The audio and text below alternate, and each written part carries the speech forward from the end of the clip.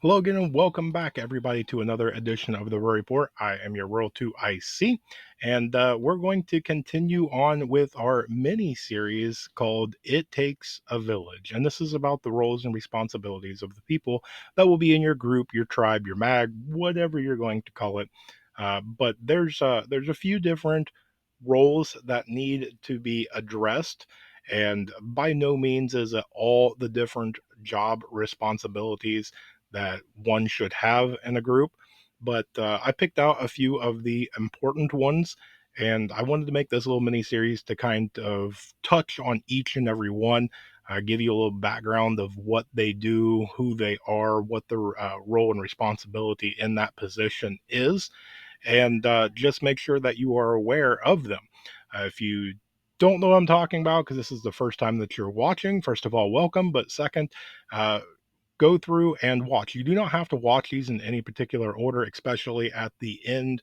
Probably somewhere over here will be a little card that will take you to the entire mini series. And so, without further ado, we're going to talk about the first one, which is going to be communications and logistics. Now, being able to reach out and talk to somebody as well as to coordinate during a crisis, it's really a make or break, and a lot of times having a failure in one or more of those areas can really take the best laid survival plans that you might have and just absolutely ruin them. Now, to be fair, I went ahead and I put these two groups together because, in my personal opinion, they go hand in hand. One really can't organize without communications, and it is really, one of the most kind of important reasons to be able to talk so you can organize, right? All right, so let's break it down and let's go ahead and focus on logistics first. And the first thing I want to do is kind of define that term. So, when we're talking about logistics, what I mean is basically logistics is kind of the process of organizing an operation, a mission, or a series of events that include people and or things such as supplies. Now, the people in this role are going to be pretty critical to having in your group or mag or whatever. And the ones that are in this role, they need to be able to have the know of what, the what needs to happen and how best to get it done from start to finish. Let's put it that way. So they need to have intelligence. They need to have the intel of kind of the plan of the day. What's the end goal here, and then they take all of that and they are the ones that are going to organize, right? And so these types of people, so the ones that you're going to want for in this role, whether it's a person or multiple people, they're going to need to be very neat and well organized individuals. They're going to need to be very critical thinkers. They're not going to be able to work really well under pressure and make quick, important decisions, on a pretty snap basis. So they need to have a kind of a streak of creativity as well. And the reason for that is that if something happens, and usually in SHTF it does, if something happens and goes wrong, they need to be able to not panic and think things through and devise a plan quickly to be able to get everything back on track, right? So, depending on the size of your group, there can be and probably should be more than one person in this role. And if that's the case, if you have more than one, then you probably will also want to make one person, or if you have a bunch of people in logistics, you definitely want to have one person to take that leadership role. Think of it kind of as a assistant manager or something like that, to where you have your leader of kind of the entire group, tribe, mag, whatever. And now you have leaders in different roles. So that way, those people have somebody to report to, and then that person has somebody to report to as well. Now, logistics is very, very important, right? So it's being able to get people or things from A to B and keeping everything moving along the way throughout the day and trying to make sure it all runs smooth, runs safe, and at the end of the day, the task gets done. Well, one of the things that that person is going to need is a comms guy. Now, let's switch over to a different hat here and talk about communications. So, again, to kind of define the term, this is basically the ability to get a message out to others in some form or fashion. Now, there's different types of communications, as well as, there's a ton of different forms of communication. So a person or people in this role should have, and again, and kind of in my opinion, at a very minimum, the basic of most of these. So they're going to be somebody that is high in knowledge and skill of at least two forms of communication. So they should know a variety of ways of communicating, whether that's verbally, with technology, hand signals, whatever. There's multiple ways to be able to communicate, and you need to make sure that you are not focusing directly on just one thing. So the one or ones in this role should, again, they shouldn't rely solely on technology as the only form. So there should be a series of backlines, and kind of the reason is to keep a line open, so to speak, right? So they should be one of the people that have a good deal of patience as well, because technology, depending on your group, is going to be one of the things that you're going to have to teach others about. And so to be able to have somebody with that patience and that skill set, so that way they can communicate and pass on their knowledge to bring up others' skill level, as well as being able to not only teach how to use and its function, but to provide and teach any maintenance that is required to any of the equipment, as well as being able to troubleshoot any issues that may arise. So, one of the other side things too, when it comes to communications, is they might even be asked to come up with some sort of a code or way to keep messages more covert and private. Now, again, when it comes to communications, everybody immediately thinks of some guy with a radio pack on his back and whatnot.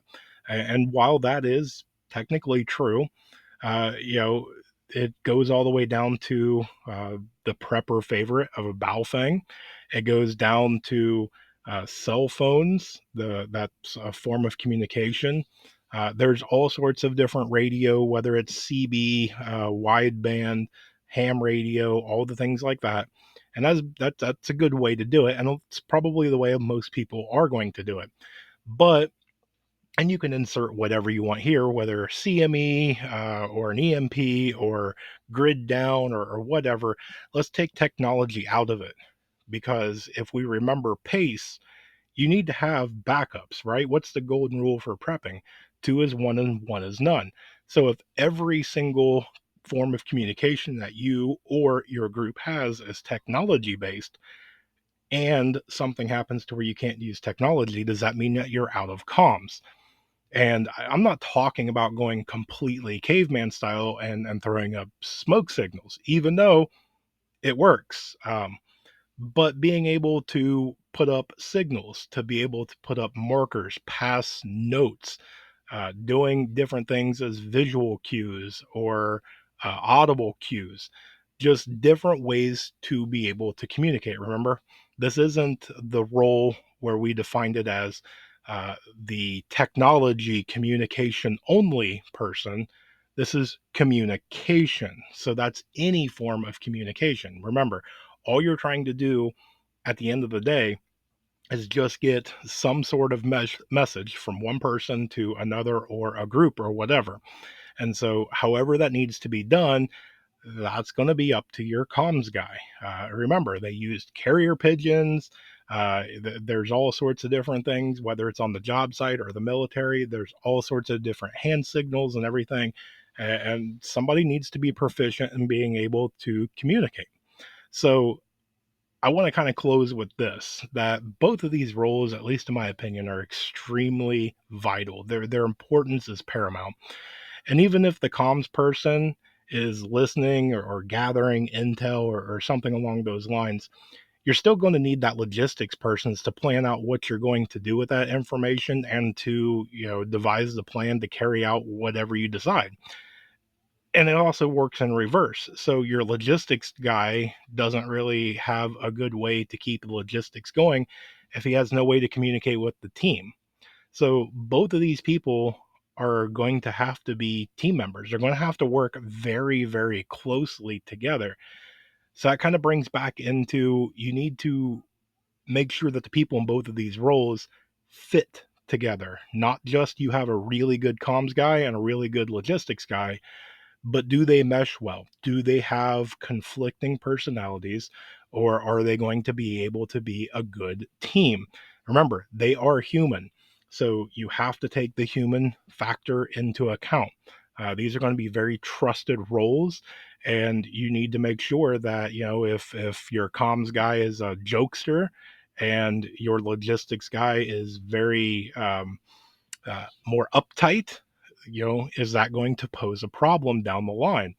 And so there's a lot of factors that you have to take into this. And I just want to get you thinking now and get you really kind of looking into these two roles, if you will.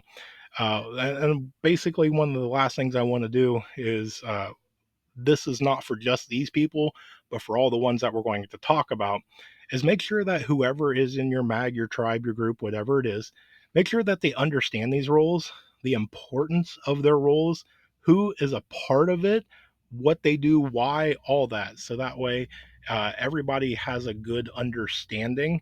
Make sure that it's not just the people in the role knows their role and that's it. Everybody needs to have some sort of working knowledge about who they are, what they do, why they do what they do, what it does for them, what value does it bring to each of the team, and things like that. So that's what I got. Again, I'm trying to keep these videos on the shorter end. It is a mini series, right? So, but that's what I've got for you. So I hope you got some value. I hope that this brought a little bit of thinking and maybe some new insight. It'll be something that if you are building a mag, if you have a mag or a tribe, or if you're alone trying to find one to join, this might be an area. Are you a comms guy? Are you a logistics girl? Is this something that you are interested in or that you do well already? Do you already have that role covered? If not, well, here's some things to think about, right? So, if you made it to this far in the video, guess what? You rock. I appreciate you very much. I hope you guys have a splendid day and a blessed day. And I want you to stay tuned because there's definitely more information to come. And with that, please remember, above everything else, remember to remain united because we're all prepping in this together.